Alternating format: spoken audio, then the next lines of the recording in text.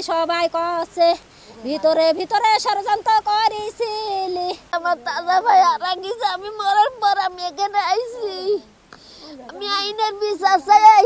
মারেছে মজনু, রিয়াজুল, শাইনুল, দুলাল হাজি, এরকম লোকজন ছিল কয়েকটা। স্বামী হারিয়ে স্ত্রীর আহাজারিতে ভারী এলাকার পরিবেশ।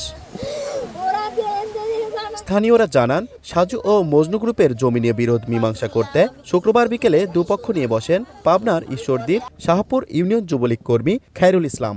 এ সময় দুই গ্রুপের অন্তত ৬০ থেকে ৭০ জন সংঘর্ষে জড়িয়ে পড়ে। ইটপাটকেল ও দেশীয় অস্ত্রের আঘাতে আহত হন অন্তত ৩০ জন। ঘটনাস্থলে মৃত্যু হয় যুবলীগ নেতা খায়রুলের।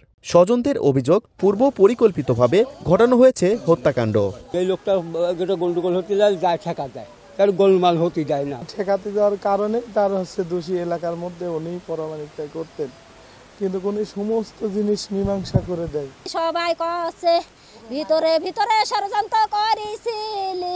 মারেছে মজনু, রিয়াজুল, শাইনুল, দুলাল হাজি, এরকম লোকজন ছিল কয়েকটা। আমার দাদা ভাই হারা গেছে, আমি মরার পর আমি এখানে আইছি, আমি আইনের বিচার চাই। ১, ২, ৩ ঢাকায় জমি জিতে নিন ১০০% ক্যাশব্যাক সহ ২০ কোটি টাকার পুরস্কার। ঘটনার পর মজনু গ্রুপের সদস্যরা পলাতক বলে দাবি খায়রুলের স্বজনদের। জড়িতদের গ্রেফতারের চেষ্টায় পুলিশ। আমরা অলরেডি লাশের সুরতাল করেছি এবং লাশ পোস্টমর্টম পাঠিয়ে দেবো।